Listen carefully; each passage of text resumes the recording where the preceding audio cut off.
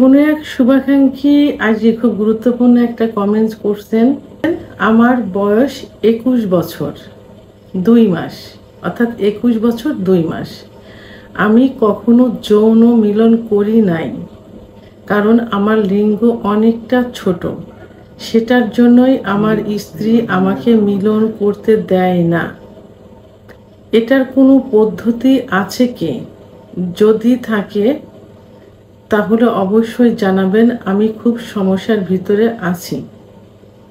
আসসালামু আলাইকুম, আমি প্রভাষক ডাক্তার রিক্তা পারভিন, হোমিওপ্যাথি এবং আয়ুর্বেদিক চিকিৎসক। এই কমেন্টসটা প্রায়ই কিন্তু থাকে এবং অনেকেই এটা জানতে চায় এবং এই সমস্যায় কিন্তু ভুগছে। কেউ বলে, কেউ বলতে চায় না, লজ্জা পায় ইত্যাদি। অর্থাৎ তার কথায় এটাই বোঝা যাচ্ছে যে তার বয়স 21 বছর। সে ভয়ে কোনো যৌন মিলন করেনি, বিয়ের পরে স্ত্রীর সঙ্গে যৌন মিলন করেনি, কারণ তার লিঙ্গ অনেক ছোট। এখন এই ছোট লিঙ্গ দিয়ে সে স্ত্রীকে সুখ দিতে পারবে কিনা সেই পদ্ধতিটাই জানতে চেয়েছেন। ধন্যবাদ অনেক সুন্দর একটা কমেন্ট করার জন্য। তো বাংলাদেশ সহ এশিয়া মহাদেশের পুরুষের লিঙ্গের গড় সাইজ 6.2 ইঞ্চি। বাংলাদেশের পুরুষরা সাধারণত 4-4.5 ইঞ্চির মধ্যে, অর্থাৎ বাংলাদেশের পুরুষের লিঙ্গের গড় সাইজ 4, 4.5 এবং 5-এর মধ্যে সীমাবদ্ধ থাকে। এর থেকেও ছোট থাকে, কারো দেখা যায় 3 ইঞ্চি, 3.5 ইঞ্চি হয়ে থাকে। আবার কারো একেবারে ছোট থাকে, যেটা 2.5 ইঞ্চি, 2 ইঞ্চি। এটাকে মাইক্রো পেনিস বলে, অর্থাৎ ছোট পেনিস। তা এখন এই ছোট পেনিস দিয়েও কিন্তু স্ত্রীকে সুখ দেওয়া সম্ভব হয়। আমাদের প্রথমে জানতে হবে যে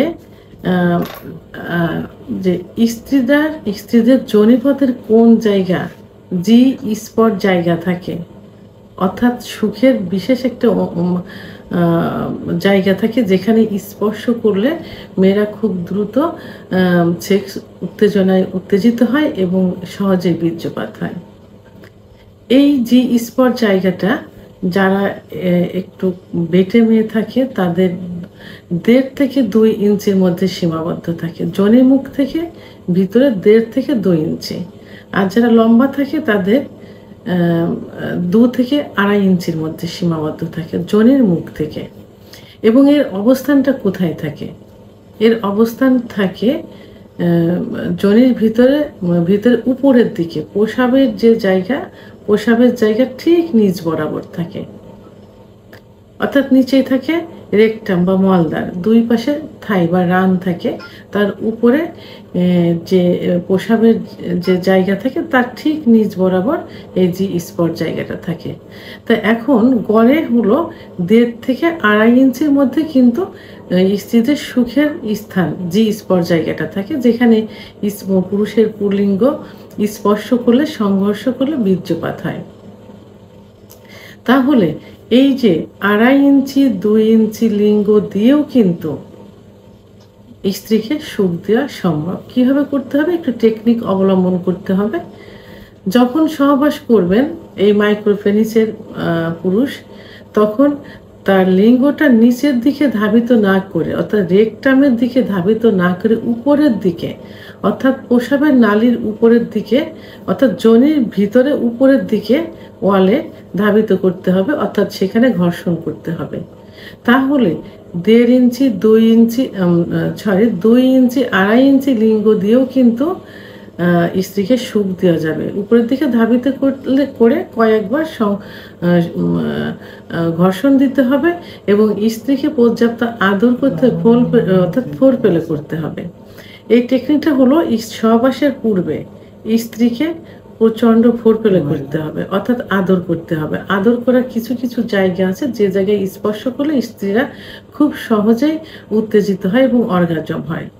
তা এখন মাইক্রো প্রিন্সের এই পুরুষেরা স্ত্রীকে এত পরিমাণে ফোরপ্লে করবে যেন 2-3 বার অর্গাজম হয়, অর্থাৎ কামরাজ বেরিয়ে যায়। তখন স্ত্রী নিজেই বলবে যে এখন তুমি সহবাসে আসতে পারো। তখন কি করবেন? তখন সহবাস শুরু করে লিঙ্গটা নিচের দিকে ধাবিত না করে উপরের দিকে ধাবিত করে ঘর্ষণ করতে থাকবে এবং সহবাস চলাকালীন অবস্থায় স্ত্রীকে ফোরপ্লে করতে হবে। তাহলে খুব তাড়াতাড়ি অর্থাৎ যোনির মধ্যে প্রবেশের 2-1 মিনিটের মধ্যে কিন্তু স্ত্রীর বীর্যপাত হয়ে যাবে। এই টেকনিকটা অবশ্যই অবলম্বন করতে হবে।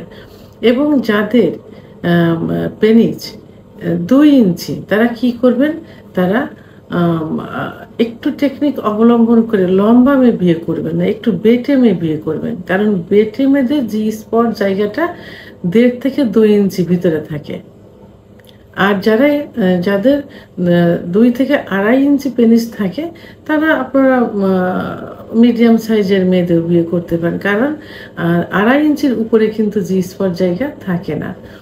তাহলে এখন এই শুভাকাঙ্ক্ষী, আমার ছোট্ট এই শুভাকাঙ্ক্ষী সহ সবার উদ্দেশ্যে যারা এই সমস্যায় ভুগছেন সবার উদ্দেশ্যে বলছি, আপনাদের লিঙ্গ যদি ছোট থাকে অর্থাৎ মাইক্রোপেনিস হয়, আপনারা চিন্তিত হবে না, শুধুমাত্র একটু টেকনিক অবলম্বন করবেন। সেটা কি? স্ত্রীকে পর্যাপ্ত ফোরপ্লে করে উত্তেজিত করে সহবাসে লিপ্ত হবেন, লিঙ্গকে নিচের দিকে ধাবিত না করে উপরের দিকে ধাবিত করে, এবং সেখানে ঘর্ষণ করবেন। সে মিলনে যাওয়ার পরেও স্ত্রীকে পর্যাপ্ত ফোরপ্লে করবেন। এই কিছু টেকনিক অবলম্বন করলে খুব দ্রুত স্ত্রী বীর্যপাত হয়ে যাবে।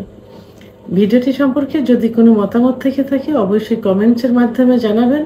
আর ভিডিওটি ভালো লাগলে লাইক, কমেন্ট, সাবস্ক্রাইব করে আমার সঙ্গে থাকুন। আল্লাহ হাফেজ।